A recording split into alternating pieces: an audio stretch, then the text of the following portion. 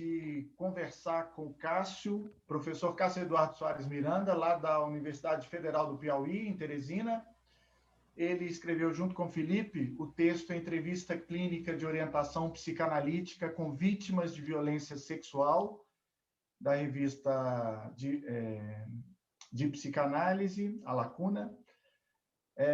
Vamos contar com os comentários da professora Margarete Diniz, da UFOP, e de Liliane Santos, que é do Hospital Odilon Berens e doutoranda aqui na UFMG. Então, mais uma vez, sejam bem-vindos e bem-vindas.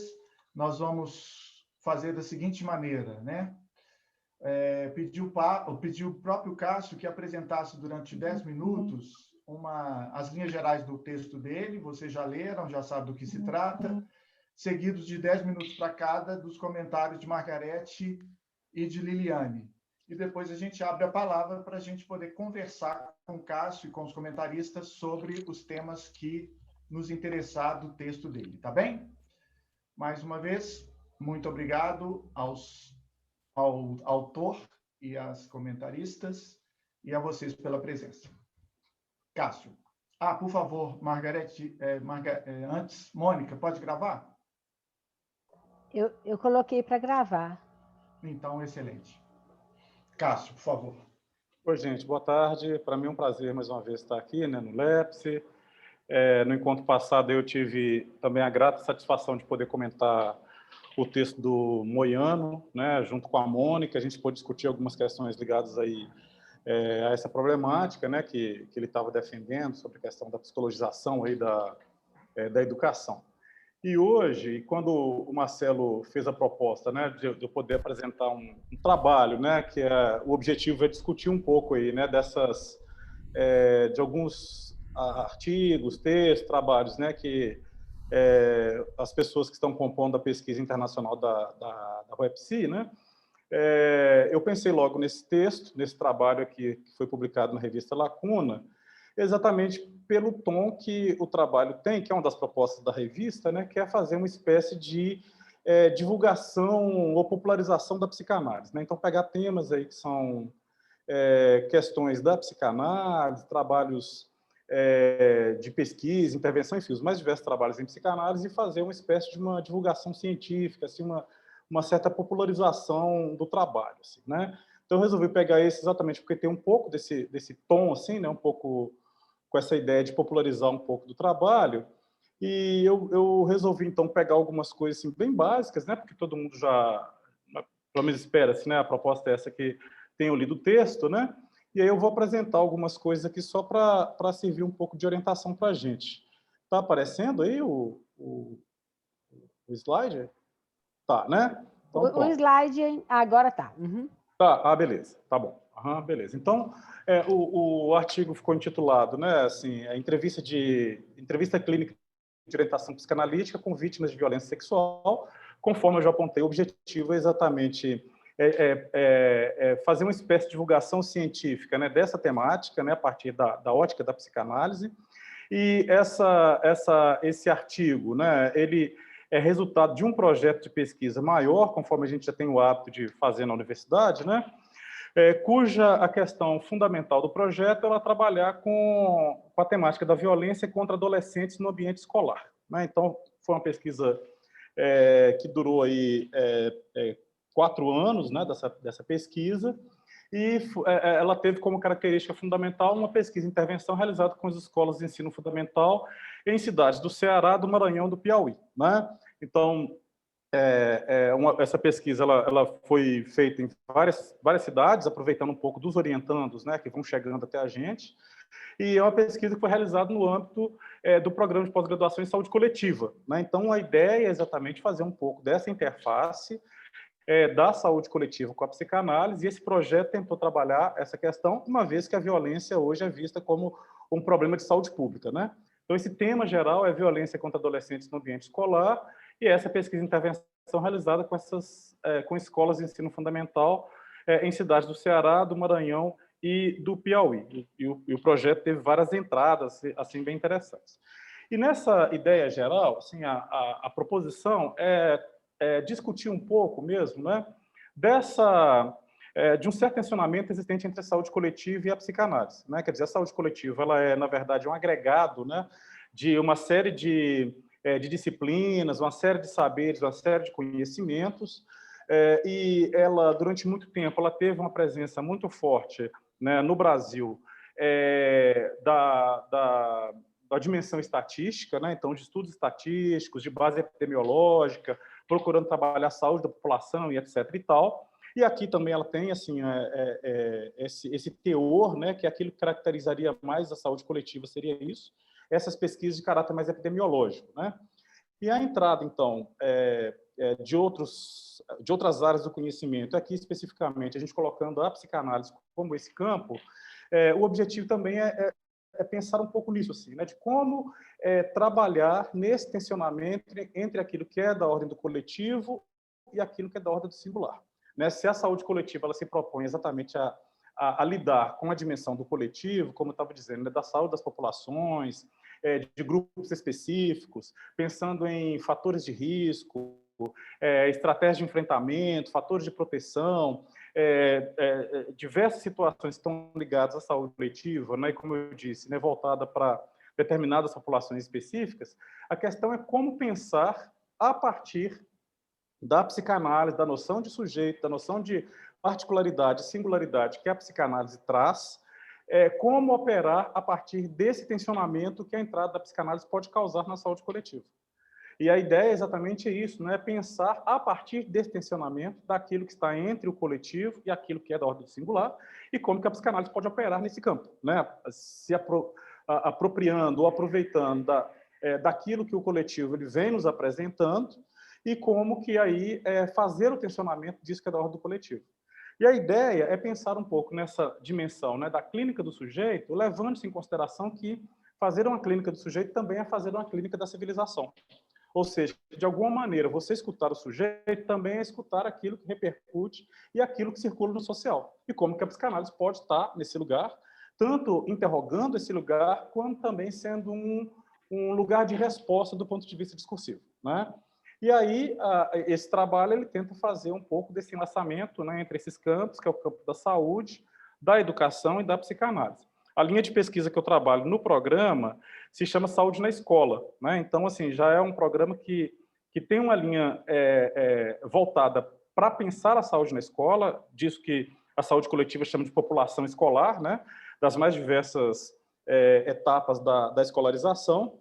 E aí a ideia é exatamente tentar articular, né, essa dimensão da saúde, a dimensão da educação e da psicanálise. E, num primeiro momento, a minha ideia foi exatamente trabalhar a partir dessa questão, que é uma problemática coletiva, importante, a meu ver, que é a temática da violência, né?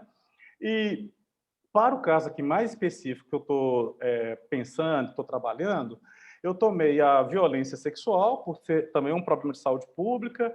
Aqui no Nordeste é um grave problema de saúde pública, né? Está muito presente aí, né, naquilo que a gente chama da exploração, né, sexual de jovens, de adolescentes, de crianças.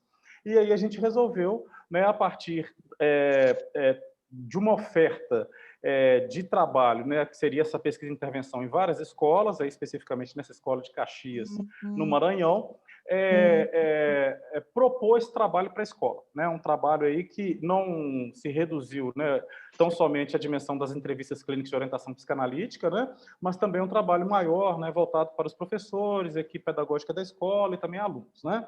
E aí, no caso específico, eu fiz esse recorte de pensar, a partir das entrevistas clínicas de orientação psicanalítica, como que a psicanálise pode se colocar como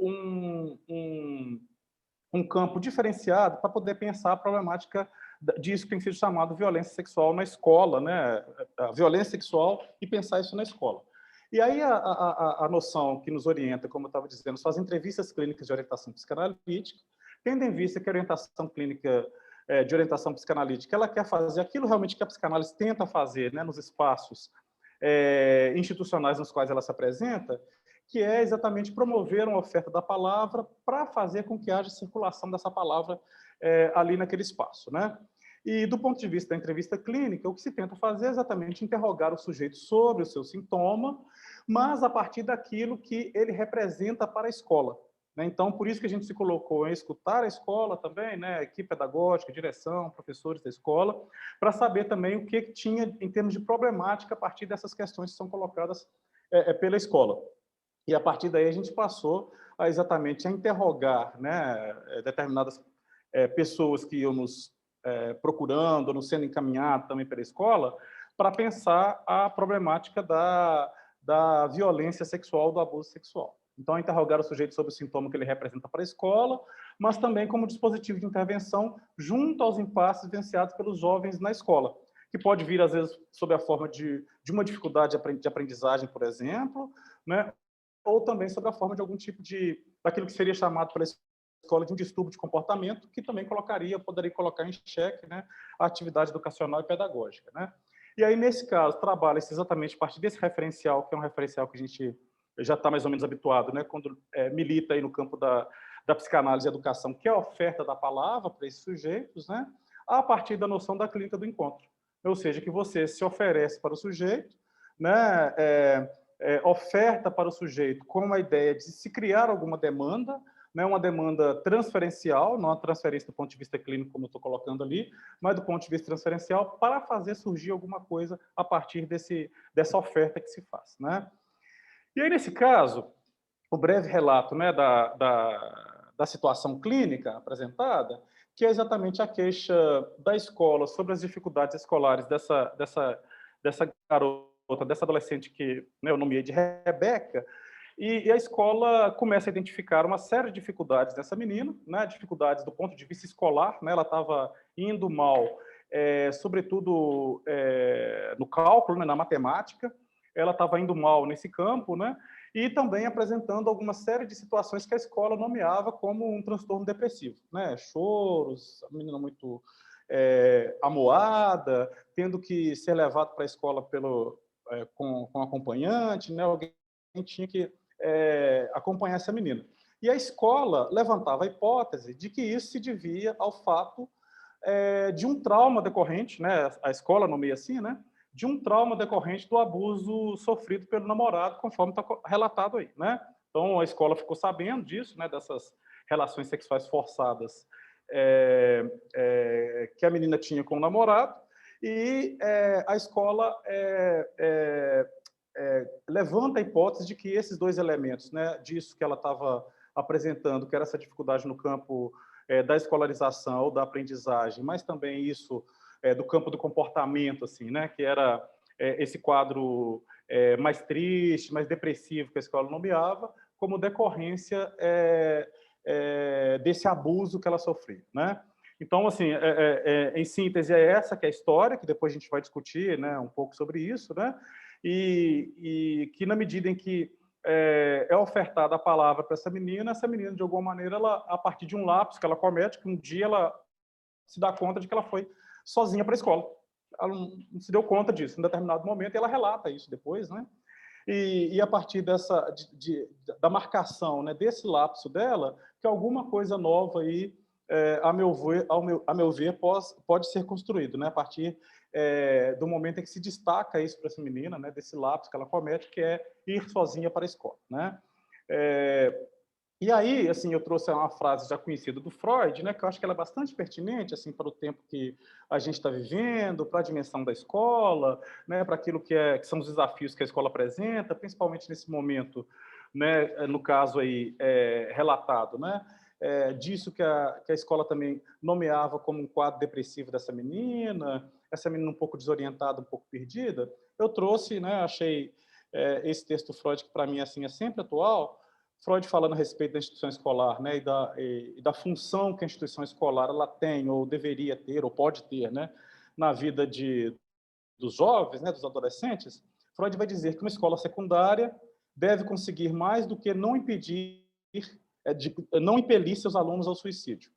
Ela deve lhes dar o desejo de viver e devia lhes oferecer apoio e amparo numa época da vida em que as condições de seu desenvolvimento os compelem a afrouxar seus vínculos com a casa dos pais e com a família. Parece-me indiscutível que as escolas falham nisso.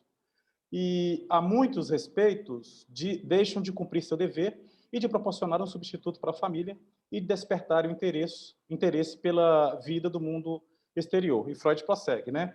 A escola nunca deve esquecer que ela tem de lidar com os indivíduos imaturos a quem não pode ser negado o direito de se demorarem em certos estágios do desenvolvimento, e mesmo em alguns pouco desagradáveis. A escola não pode adjudicar-se o caráter de vida. Ela não deve pretender ser mais do que uma maneira de vida. Então, acho que é super pertinente, principalmente porque aqui também, né, nessa faixa chamada meio norte aqui do Brasil, né, que inclui Ceará, Piauí e Maranhão, a gente sabe que tem assim o índice de suicídio aqui é altíssimo, né, maior que a média nacional, e principalmente suicídio entre jovens, né, assim, né, a gente tem um índice de suicídio muito alto aqui, né?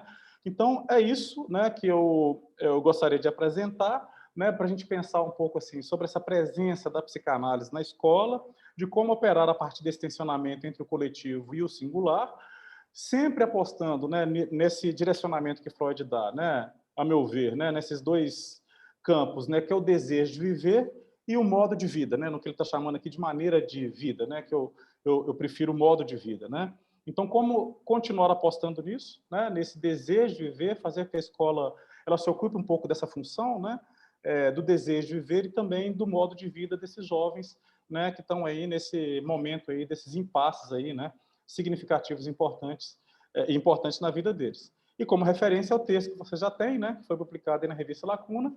Mais uma vez eu agradeço, tá? E aí estamos abertos aí para conversa, viu, Marcelo? Obrigado.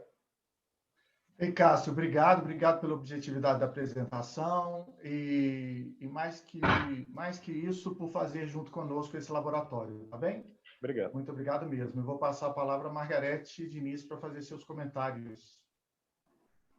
Boa tarde a todas e todos. Obrigada, Cássio, pelo texto. Gostei muito de lê-lo, porque aqui na região de Ouro Preto, quando eu vim trabalhar na UFOP, a primeira pesquisa que eu desenvolvi aqui junto às professoras de Santa Rita de Ouro Preto foi exatamente sobre essa questão do abuso sexual das crianças, né? Numa fala das professoras sobre mal-estar docente, a questão que despontou como angústia, né, e como sofrimento, foi exatamente essa questão delas escutarem as crianças que todos os dias iam para a escola e relatavam situações de abuso, né, por parentes muito próximos a elas, né? E, na época, o trabalho de pesquisa e intervenção que nós fizemos, além da escuta das professoras, foi criar uma rede coletiva ligada à saúde, né? Então, também gostei muito de ler o seu trabalho em função disso. Nós reativamos, na época, um fórum de atendimento à saúde mental da criança e do adolescente, que contava com a participação de 46 entidades que lidavam direto ou indiretamente com a criança e com o adolescente. E durante muito tempo a gente conseguiu fazer intervenções coletivas, pelo menos uns 5 a 6 anos, em forma de um fórum, né, onde a gente fazia intervenção a partir do caso a caso que as professoras traziam para essa reunião coletiva. E foi um trabalho que funcionou muito bem como suporte às professoras para conseguirem fazer a denúncia, porque essa era uma das questões do silenciamento, né? Elas não conseguiam falar sobre isso, até porque muitas delas diziam, são nossos parentes, né? Que, como a região é muito pequena, então é muito próxima essa discussão entre o público e o privado. Não sei se isso também acontece aí, depois você pode comentar um pouco, mas eu queria que você comentasse nesse ponto um aspecto que me chamou a atenção no seu relatório, que foi exatamente o fato de não serem, dos abusadores não serem necessariamente os parentes das crianças, né, e dos adolescentes, porque esse é o dado geral de todas as pesquisas que nós temos lido sobre o tema, inclusive está no relatório, no último relatório dos direitos humanos, essa informação foi reiterada em relação ao Brasil como uma preocupação, né, de como vamos intervir nessa questão, já que a maioria dos abusadores são os próprios parentes, né? E aí, especificamente, a questão que eu gostaria de colocar nesse ponto para você comentar com a gente é essa questão do caráter clínico civilizatório da psicanálise em relação a essa questão da reiteração de ser sempre homens nesse lugar do abusador, né? Então, independente de ser o parente, são homens. E aí, queria que você comentasse um pouco como é que vocês pensam isso, né? De que forma que nós, da psicanálise, podemos articular essa intervenção que vai ter um efeito no social, né? Mas que é uma questão que está reiteradamente, repetidamente silenciada na nossa, inclusive na nossa intervenção. Eu acredito que a gente não tenha colocado isso à tona, né? Essa questão do macho adulto, né? Do heteronormativo operando na nossa sociedade. Então, queria que você comentasse um pouco sobre isso. A outra questão que eu destaquei foi exatamente essa frase que você trouxe aí do Freud em relação à questão do suicídio, né? Esse trecho, ele sempre me chama atenção, esse trecho do Freud. Eu acho ele muito intenso, né? Porque nessa discussão de que a escola deve conseguir mais do que não impelir seus alunos ao suicídio, é como se houvesse um pressuposto de que a escola, por si só, ela pode vir a provocar ou a possibilitar o ato, né? A passagem ao ato. Então, queria que você comentasse um pouco isso, assim, como que a gente poderia pensar essa questão da passagem ao ato a partir dessa... E hoje eu acho que são vários os casos, né? Não só do abuso, mas principalmente a questão da escarificação, né? Que tem sido cada vez mais comum e mais contundente no cotidiano escolar. Então, como é que a gente poderia pensar essa questão? E, ao mesmo tempo, eu fiquei pensando isso para os próprios professores, né? Assim, como é que a gente, aqui na região de Mariana e Ouro Preto, em menos de 6 meses, nós tivemos 3 casos de suicídio de professores da educação básica. Escolas diferentes, né? E até isso gerou intervenções da própria universidade nessas escolas, porque são casos que vão supitando, né? E foram durante a pandemia, mas os relatos dos suicídios e dos casos não tinham relação direta com o que a gente está vivendo em relação à pandemia, mas sim questões que já estavam em curso, né, e que supitaram aí nesses tempos difíceis, né? Então, eu fiquei pensando muito nessa questão, assim, tudo bem, a gente pensa a questão do suicídio para o jovem, para o adolescente, mas queria saber se nas intervenções que vocês estão trabalhando, se há alguma preocupação com essa intervenção propriamente dita na questão da formação docente, do fazer docente, considerando todo esse cenário que a gente vem discutindo da desistência da docência, né, em todos os sentidos, inclusive na frequência aos cursos de licenciatura, né?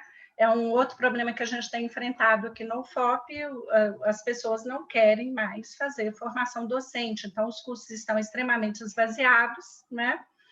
E com essa tendência agora a gente não ter nem o professor para vir a fazer a formação. Então, né, como é que a gente poderia pensar essa intervenção aí coletiva ou individual, né? Você aponta para a possibilidade da intervenção coletiva nesse aspecto, e aí eu queria ver como que você está pensando nesse dispositivo da formação para intervir nesse emaranhado discursivo, assim, porque aí eu fiquei pensando, na na entrevista de orientação clínica, vocês trabalham, pelo que eu vi, 4 a 5 encontros, né?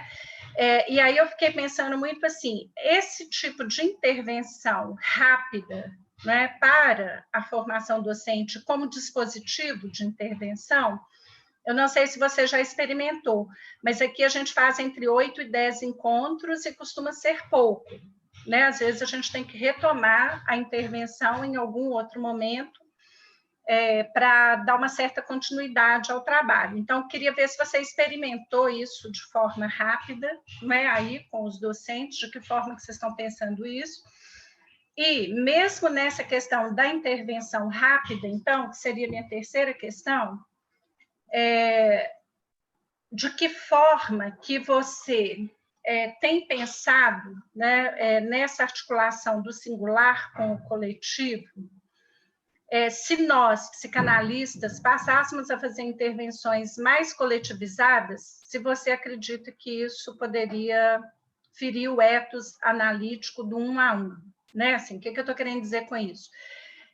Como a situação é muito grave no Brasil, né, e a nossa intervenção tem se dado ao longo de todos os relatos e pesquisas em psicanálise, quando a gente está falando de dispositivo de intervenção e de pesquisa e intervenção, nós sempre concluímos pela questão do 1 a 1, porque é o nosso saber, né? O saber sabido.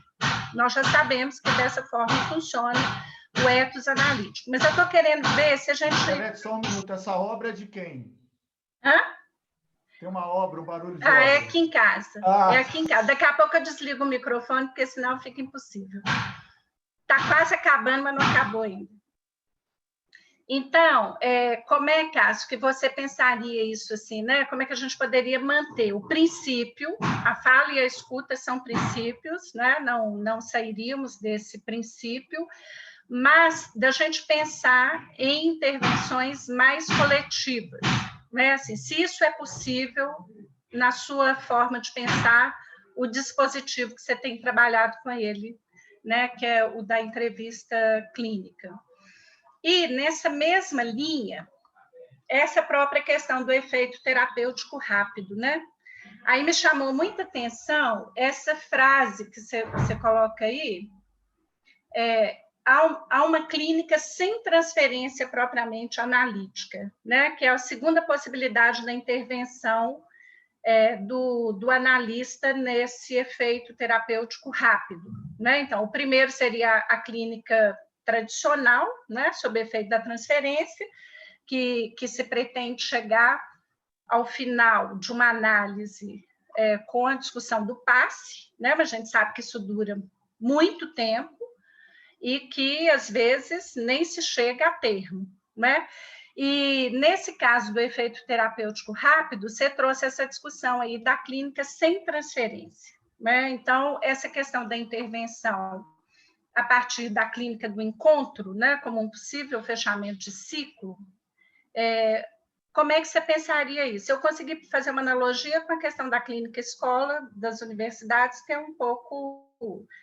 baseado nesses princípios, né? De você ter um tempo menos alongado, a questão do pagamento é repensada, né? A partir da relação com o paciente, e você trabalha no sentido de acolher e de recolher possíveis efeitos terapêuticos, né? Porque não necessariamente aquele sujeito ficará em análise por muito tempo. Então, queria saber se você faz alguma analogia com esse atendimento da clínica, né, da clínica escola, que é um atendimento mais curto, e também com aquele trabalho que foi feito aqui em Belo Horizonte na clínica da Escola Brasileira de Psicanálise, que também trabalhou com essa discussão do efeito terapêutico rápido, né? Então, queria entender um pouco mais essa discussão de uma clínica sem transferência propriamente analítica.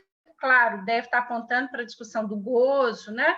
Dessa intervenção no gozo e da fala como sendo essa possibilidade aí de você circunscrever o gozo, né? Mas eu fiquei muito curiosa, assim, para saber como que em 3, 4 encontros isso seria possível, né?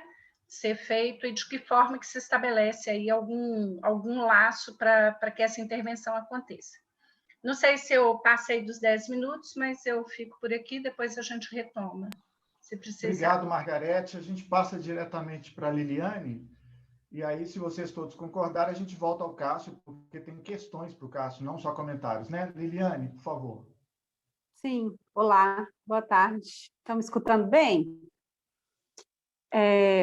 O Marcelo já me apresentou, mas eu queria começar, primeiro, agradecendo o convite, e segundo, justificando, eu estou aqui sem luz aqui em casa, eu não sei se vocês estão conseguindo me ver bem, mas eu vou tentando falar aqui.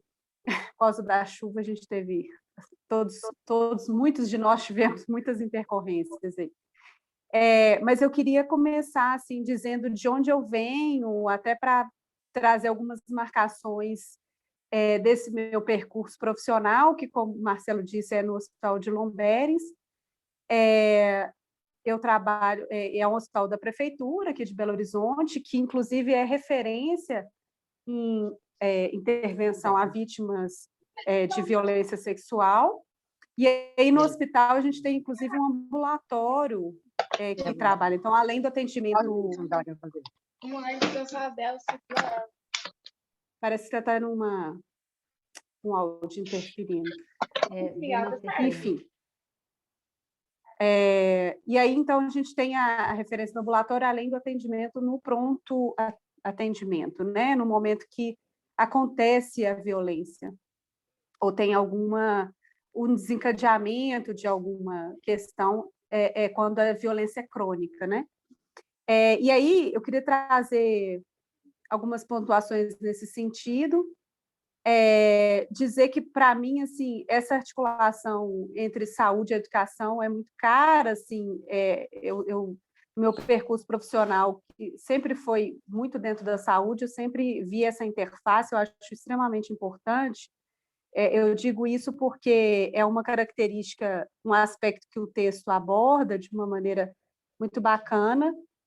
Fiquei feliz, além de ler o texto, de te escutar, Cássio, assim, de você trazendo alguns aspectos para além do texto, né, assim, de como que foi se operacionalizando, como que são as discussões para além do que você coloca, né, o que foi possível na leitura. Então, assim, alguns pontos que eu tinha pensado em marcar, até a Margarete já adiantou, isso foi bom, assim, escutar a fala dela antes. Mas um primeiro ponto que eu queria destacar é essa questão, por exemplo,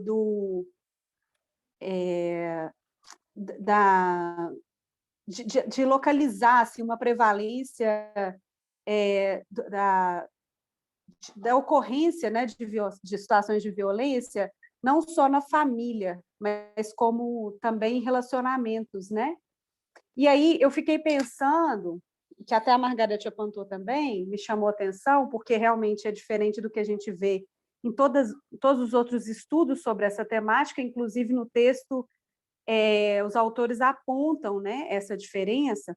E eu fiquei pensando que se isso não se deve também, né, entre outros fatores, a uma certa ampliação do conceito da definição de violência sexual, que eu entendo como um avanço histórico, inclusive, assim, que tem a ver com essa heteronormatividade que a Margarete aponta, né? Mas que hoje a gente considera violência outras características e comportamentos que não só relacionados ao ato sexual em si, né? E como que a gente consegue localizar, para além disso, além dos comportamentos, a gente também tem uma discussão que antes não se tinha, de como que o ato de violência pode ser dentro de um relacionamento que não tenha só atos de violência, né? Então, quando, no caso, se tem um casal de namorados em que tem uma situação em que a relação sexual não é concedida naquele momento, né? Isso é importante para a gente pensar como que a gente tem estabelecido as nossas relações e como que isso tem se dado assim na atualidade. E é importante esse reconhecimento de que porque isso, se a estatística, a prevalência nesse estudo é diferente em relação à família, não é diferente em relação à mulher ser a principal vítima de violência, né? Isso se repete também nesse estudo. Então, eu acho importante demarcar isso, mas avançando um pouco além do reconhecimento da violência, que já é um aspecto importante, eu acho que o texto deixa muito claro também que só o reconhecimento não é suficiente, né? Que fica muito claro no caso, mas também na discussão do texto, é que como que a pessoa reconhecer, né, que é vítima de violência é um passo importante para o enfrentamento, mas como que ela precisa trazer algo disso que muitas vezes se constitui como uma experiência traumática e que, por ser assim, inviabiliza a circulação da palavra, né? E aí o texto traz muito assim como a importância dessa circulação da palavra, e isso fica bem ilustrado a partir do caso, mas é uma discussão que o texto faz muito bem. E aí eu fico pensando na importância dessa circulação da palavra para que a mulher ou a vítima, né, da violência não fique estigmatizada e fixada nesse lugar assim, né, de vitimização mesmo. E aí a importância da psicanálise nesse sentido, porque a gente sempre trabalha com a ética da responsabilização, né? E é por isso que a gente tem uma proposta de tratar o nosso modo de gozo, né? E as nossas repetições. E como que é isso importante, essa inserção dessas questões, desses aspectos dentro do campo da saúde, da educação, né? Que o texto menciona aí essas possíveis articulações entre psicanálise e a saúde coletiva, enfim. E aí, um ponto que me parece importante, pensando um pouco para além do texto, é que eu, na minha experiência de acompanhar situações em que agudas, digamos assim, de violência sexual, né, que as mulheres ou as vítimas procuram um serviço de saúde para ter um atendimento numa situação, né, em que acabou de acontecer a violência, tem um ponto muito importante assim que tem sido discutido e é fundamental que se discuta, é que há uma tendência, assim, dependendo da forma como essa pessoa, essa vítima da violência é acolhida no serviço de saúde, há um risco muito grande de ocorrer uma repetição dessa vitimização, assim, no sentido que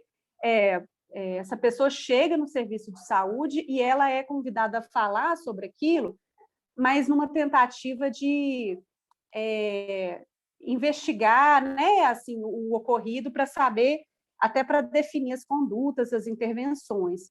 Isso, assim, na medida que ela chega já de um processo assim, que ela poderia ir primeiro na polícia ou primeiro no serviço de saúde, enfim. Geralmente ela chega no serviço de saúde e ela já teve que contar essa história para outra pessoa, e é muito complicado, assim, delicado, muito crítico isso, porque a tendência é a gente, com essa, se ficar obrigatório essa fala, esse relato, né, por parte da vítima, que seja um novo trauma que vai, né, se repetindo, assim, e que ele vai relembrando e não elaborando, né, assim, mais como uma repetição de ter que dizer para outra pessoa e tal. Então, assim, é um cuidado muito grande que a gente tem que ter. Em alguma medida, isso também é uma atenção que a gente tem que ter em qualquer esfera, né, mesmo que seja no âmbito dessa pesquisa que o texto cita, que é de fazer isso dentro do ambiente escolar, né? Mas é um cuidado de a gente fazer um acolhimento que eu acho que dentro do que cada um consegue dizer sobre aquilo, né? E acho interessante que, no caso, isso fica muito claro, como que ela conseguiu circular o discurso para além da situação da violência, né? E eu fico pensando se isso não tem a ver com esse segundo dispositivo, que até a Margarete também lembrou, que é colocado no texto como proposta Dominique Lohan, né, que fala das duas maneiras diferenciadas de se fazer clínica, uma seria via transferência, a outra seria sem necessariamente essa transferência. Eu acho uma temática bem importante também, assim como a Margarete apontou, porque hoje a gente tem visto cada vez mais a psicanálise aplicada e cada vez mais essa demanda por ações num tempo mais curto, né, de talvez uma demanda de efeitos terapêuticos mais rápidos. Inclusive, quando a gente discute, por exemplo, sobre o plantão psicológico, né, isso se coloca, que tem sido uma tendência das demandas sociais, né, e que tenha tudo a ver com como a gente tem funcionado, né, na atualidade. Assim, claro que a gente tem que ter uma crítica disso, mas a gente também tem que pensar em dispositivos que consigam se inserir dentro desse campo com essas características, né? Eu fico pensando. E aí, voltando ao caso, e essa questão da repetição e da elaboração, e da circulação do discurso, né, e da palavra que é necessária, especialmente numa situação de violência, né, isso fica mais nítido, mas eu acho que não só, da importância, talvez, desse dispositivo fazer o que ela chama aqui no texto, né, assim como é citado, desse isolamento do gozo, né? Eu acho que, no caso, por exemplo, quando ela consegue localizar, dizer alguma coisa sobre esse trauma, dizer sobre a violência, ela consegue passar para além disso por uma dimensão de desejo, né? E que aí não fica aprisionado no gozo, né? E na repetição. E aí eu queria fechar, acho que já estou falando bastante, mas como que para mim ficou muito marcante nesse texto essa dimensão do desejo, especialmente quando ele termina falando da proposta de Freud, né, assim, do desejo de viver, do caráter de vida. E aí eu fico pensando se a nossa clínica, independente do lugar que a gente atue, não tem uma diretriz, assim, uma tentativa de transmitir mais desejo, ou produzir, né, mais desejo e menos gozo, né, assim, diante de tantas ofertas de gozo da atualidade, né, do capital, enfim. E aí, só para finalizar, eu fiquei pensando muito assim, nesse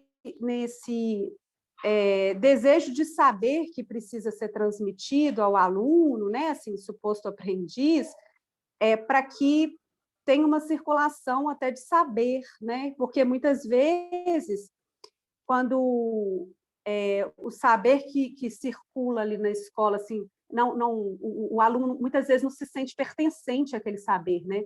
A não ser que ele possa participar desse processo de construção, que eu vi nesse dispositivo de escuta dentro da escola. Foi possível a circulação da palavra do aluno, mas eu penso que precise existir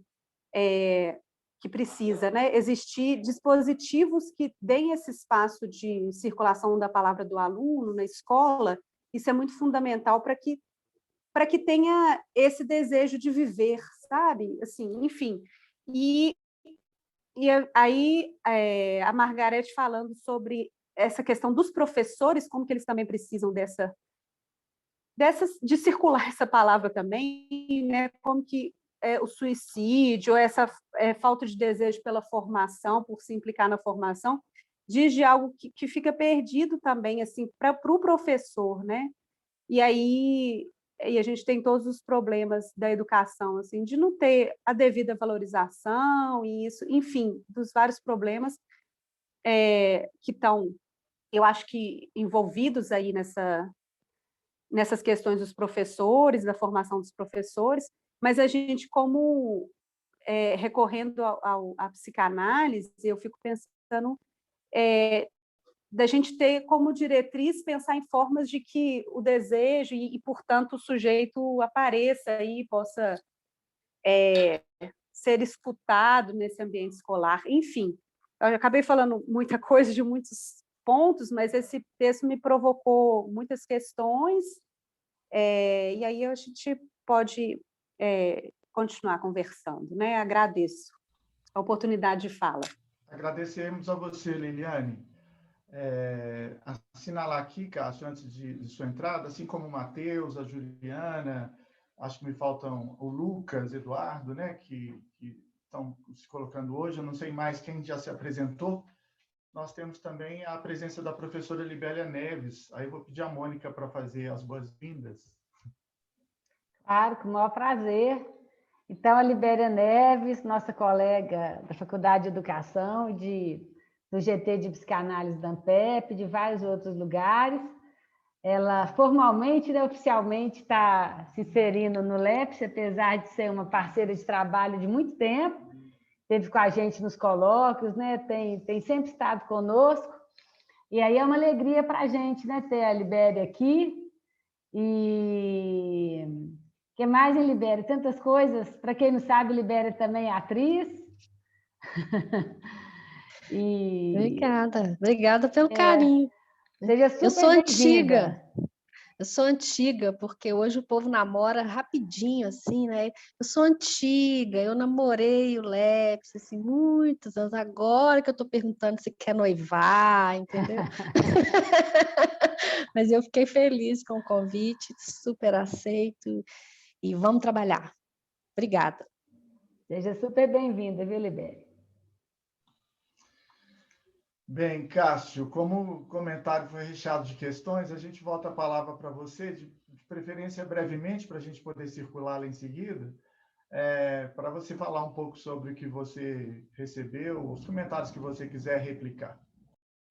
Tá bem, tá bem. O Marcelo, você me controla aí, tá? Para não, eu não me estender muito, tá? Eu quero agradecer também a Liliane e a Margarete pelos comentários, pelas questões que foram colocadas, que sempre realmente elas nos fazem pensar, né, outras questões que a gente não estava pensando, né? E também a gente trazer à memória algumas coisas que a gente não colocou, enfim, que a gente não apostou aqui, pelo menos nesse texto, como eu disse, que o objetivo do texto era um pouco assim de divulgação científica, assim, né, e tal. Mas eu gostaria de dizer, viu, Margarete e também Liliane, e para os demais, né, aproveitar, Marcelo, fazer uma propaganda, né? Nesse livro aqui, que é do nosso GT, né, do GT Psicanálise e Educação, que é Retrato da Pesquisa em Educação, organizado pelo Rinaldo Pelarose, eu tenho também um capítulo aqui que eu estou discutindo uma outra perspectiva desta pesquisa, né? Como eu disse, é uma pesquisa maior, né? Uma outra perspectiva dessa pesquisa. E aqui, Margarete, eu estou trabalhando especificamente com a questão da formação dos professores, né? Que é uma questão que você colocou, né, e tal, né? E no meu trabalho assim, de pesquisa e intervenção que eu tenho feito dentro dessa temática da violência, eu tenho trabalhado um pouco nisso, assim, pensando na formação de professores, um pouco a partir exatamente, né, dessas demandas que os professores vão colocando, né, das questões que são caras a eles, que os angustiam, que os tocam de alguma maneira. Um trabalho também com a equipe pedagógica, um trabalho voltado para os alunos, assim, né, voltado para os alunos. E nessa pesquisa, assim, tem uma coisa muito interessante que eu tenho, por estar na saúde, nessa linha de saúde na escola, e tá, né, é um programa que é interdisciplinar, né, então tem gente da medicina, de várias áreas, né, e tal, fisioterapia e tal. Eu tenho escutado até algumas coisas que têm me chamado a atenção, assim, sabe, a partir da questão da angústia, sabe, assim, né? Eu tenho visto, assim, que eu não sei se eu estou certa, é uma coisa um pouco intuitiva, hipotética, que depois para poder pensar, que eu acho que tem a ver com essas questões que são colocadas aqui no texto, que é o seguinte, que eu fico pensando o seguinte, a meu ver, o médico, por exemplo, se a angústia estiver presente na clínica dele, ele não trata. E o educador, o professor, sem uma cota de angústia, a meu ver, ele não educa. Educa no sentido daquilo que a gente tem por educação, que é a transmissão de conhecimentos sistematizados, e também a formação integral assim, do cidadão, né? Então, eu fico pensando um pouco nisso. Assim, se o médico estiver realmente angustiado, ele tem dificuldade de operar, tem dificuldade de tratar, dificuldade, às vezes, de conduzir um tratamento. Enquanto que o professor ele precisa de um pouco assim dessa cota de angústia para poder operar nesse espaço que ele circula. Que é, por exemplo, que eu acho que essa nomeação que advém do campo do outro, ela, em determinados momentos, ela é muito importante quando ela identifica isso. Como eu disse aqui no caso da menina, né? Vem primeiramente essa nomeação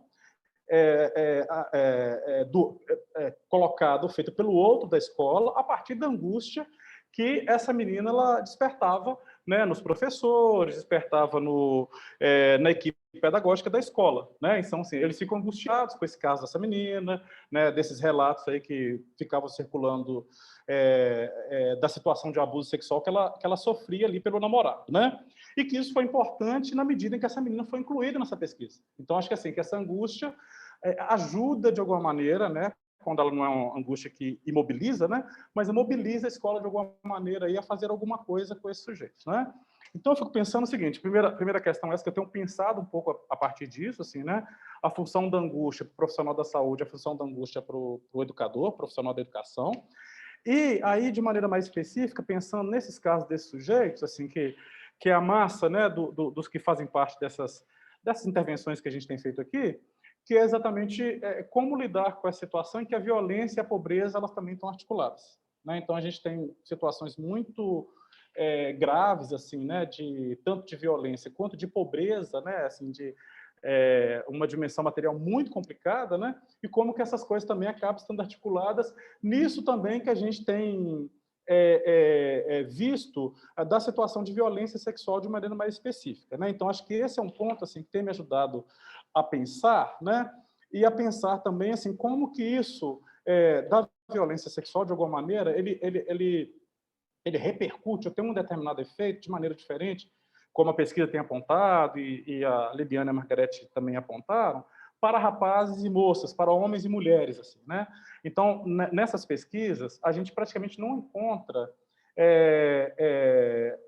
homens, não encontra meninos falando da situação de violência sexual, ou reconhecendo a dimensão da violência sexual. Porque, como eu disse, nessa pesquisa, nesse caso aqui específico, foi aplicado um instrumento que se chama, acho que Percurso Amoroso dos Jovens, alguma coisa assim, que eu não me lembro mais, né? Para verificar exatamente a violência sexual nas parcerias amorosas, né? Esse instrumento ele tinha essa finalidade, pensando um pouco em atender a questão da saúde coletiva. E nesse instrumento, a gente tem uma quantidade muito significativa de homens que apontaram situações de violência, mas eles não reconheciam isso como violência. Entende? Então, assim, aparecia no instrumento, eles dizendo que já passaram por uma série de situações, que, como a Lidiane coloca, né, o conceito de violência ampliado, a própria ideia de abuso sexual, de violência ampliado, mas esses jovens não reconhecem isso como violência. Então, assim, eu acho que é um dado interessante. Mas, ao mesmo tempo, o cuidado, eu acho que é a questão de uma ética mesmo, né, da psicanálise que acaba orientando nesse sentido, ou que deve orientar nesse sentido, né, de como também a gente tem um cuidado para o significante ele não ser criacionista demais. Né, da gente também assim, estar apresentando uma série de nomeações para esses jovens em substituição a outras nomeações, mas que no final o efeito é tão deletério quanto a primeira nomeação. Eu acho que esse é um ponto. Um outro ponto que eu gostaria de destacar, viu, Margarete, você está colocando aí, né, pensando nessa questão do particular e do social e do particular, né, dessa dimensão subversiva da psicanálise. Então, eu penso o seguinte, que, nesse caso, eu acho que, assim, que a diferença da operacionalização está apenas realmente na operacionalização do ponto de vista de uma pragmática da clínica, né? Ou seja, se na clínica tradicional, baseada nessa transferência que está sendo colocada, né? Assim, do momento em que o analista se oferta e um significante qualquer do sujeito encontra alguma coisa, né? Encontra esse significante qualquer no analista, né? Pensando exatamente aí na dimensão da transferência, pensando na dimensão daquilo que é da ordem do recalque que vai sendo suspendido, pensando lá na transferência, na fantasia fundamental, naquilo que diz respeito a essa clínica mais do social, independentemente da maneira como ela ocorre, né? Nas instituições, também se trata de uma transferência, como está sendo colocado aqui, né? Também se trata de uma transferência. Mas não essa transferência do ponto de vista clássico, mas a transferência que pode ser suscitada pelo gozo da fala, né? Ou seja, a partir da ideia de que Lacan coloca de que gozar é falar. A partir do momento em que se oferece ao sujeito essa possibilidade, né? E nessa possibilidade de oferecer ao sujeito o gozo da fala, circunscrevendo esses significantes que vão aparecendo, né? Você tem a possibilidade de construir alguma coisa a partir daí. Então, essa lógica, né, daquilo que da psicanálise enquanto uma subversão, né, a subversão do sujeito, né, de que aquilo que a gente tenta, de alguma maneira, né, na clínica tradicional, né, se eu posso dizer assim, que é produzir novos sujeitos, e esses sujeitos vão sendo colocados no mundo, né, e fazendo algum tipo de efeito aí no mundo, da mesma maneira a gente tenta fazer isso também com esse sujeito na instituição, né, de operar a partir, né, dessa dimensão aí, né, daquilo que é do singular, daquilo que é do coletivo, né, e promover alguma coisa aí a partir dessa ideia. Então, para mim, assim, não fere o ethos psicanalítico, pelo contrário, amplia esse ethos. Eu acho que amplia esse ethos, na medida em que, como eu estou dizendo, você mantém a ética da psicanálise, como você bem apontou, né? A dimensão da fala, a dimensão da escuta, como essa fala ela é acolhida e que tipo de efeito que se pretende com o acolhimento dessa fala. Então, a meu ver, não, de maneira alguma, né, se fere o ethos da psicanálise, né? Se fere na maneira como isso é produzido, ou como isso é conduzido, na verdade, né? Então, assim, essas intervenções coletivizadas, a meu ver, elas têm um pouco dessa dupla lógica, ao mesmo tempo de acolher, de escutar, mas também ocupar um certo lugar de discursivo, de apresentar respostas, né? Coisa que aí, sim, eu acho que se difere um pouco daquilo que acontece na clínica, né? Sobre a transferência do SQ, né? Do significante qualquer, que você não se coloca nesse lugar de ofertar respostas, né? Conforme o Miller coloca também, desse lugar alfa. Então, acho que é um pouco disso. A psicanálise, nesse sentido, também passa a oferecer respostas. Que um lugar privilegiado que a gente tem encontrado para oferecer algumas respostas é na formação de professores. Quando os professores vão apresentando essas angústias, o mal-estar desses professores, né, frente a uma série de situações, né, de você, por exemplo, né, referendar o saber do professor, que o professor se destitui desse saber. Então, nesse texto, por exemplo, tem um caso aqui da formação de professores, rapidamente, viu, Marcelo, já para terminar, a gente poder discutir. Tem um caso interessante aqui na formação de professores, nessa conversação, né, aí a diferença está na conversação, no encontro dispositivo, para operar nesse mais coletivizado, né, eu não faço entrevista clínica com o professor propriamente dito, né, a não sei que esse professor apresenta uma queixa, né, mas assim, nessa ideia de fazer uma associação livre coletivizada, numa das situações, por exemplo, os professores sempre apostando no saber do outro, né, do médico, do psicólogo, do assistente social, né, sempre apostando nesse saber do outro, da ciência, assim, né, encarnado nesses profissionais, nesses saberes. No livro didático, por exemplo, que um professor veio relatando, tinha lá uma situação em que o livro dos anos iniciais, né, do ensino fundamental, estava falando do pé de amendoim, né, e mostrando como que dava o amendoim no pé, né. O amendoim ele é tipo a raiz, né, assim, aquilo que a gente come está lá embaixo da terra, né. E no livro didático estava apresentando como se fosse um fruto, como se fosse lá uma árvorezinha de maçã que tinha aquele monte de amendoim pendurado, né. E os alunos, como esses alunos circulam muito, né, por essa dimensão agrícola, assim, agropecuária, os alunos sabiam disso. E interrogaram a professora a respeito disso, né, como que o livro didático estava apresentando uma coisa, sendo que eles estavam vendo outra coisa na prática. E a professora também sabia disso. E a professora, o que ela faz? Ela recua frente ao saber do livro didático e fala que vai verificar isso depois com a equipe pedagógica para ver como é que resolve. Ou seja, no lugar dela colocar, né, aquilo que de fato era o saber dela junto com o saber dos adolescentes, ela se angustia frente à situação. O que fazer? O livro fala uma coisa e o ministro está falando outra, e agora? Então, assim, no momento, por exemplo, que a gente pega essa dimensão, né, e referenda esse saber do professor, por exemplo, né, dizendo ao professor do lugar de saber que ele fala, e também, ao mesmo tempo, das posições imaginárias que esse professor ele se coloca, você, de alguma maneira, também está ocupando esse lugar alfa, que é de apresentar respostas para o sujeito. Ou seja, você não é tão destituído de saber assim quanto você está imaginando, né? Você pode ficar angustiado por outras coisas, mas não por isso, né? Então, acho que assim, tem um pouco disso, né? Assim, que é uma tentativa de fazer valer esse lugar do saber docente, do saber do professor, por exemplo, né? Que é uma forma de você intervir, né? De referendar de alguma maneira isso, né?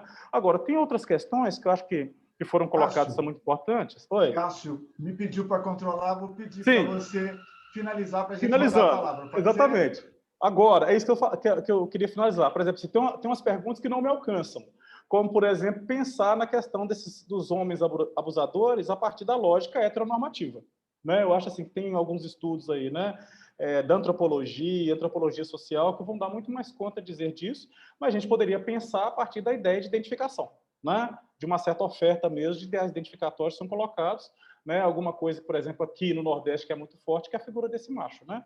Então, acho que é alguma coisa que a gente pode pensar para depois, que nesse momento eu não chego lá, né? Mas eu intuo aí a partir da ideia de identificação. Obrigado, Cássio.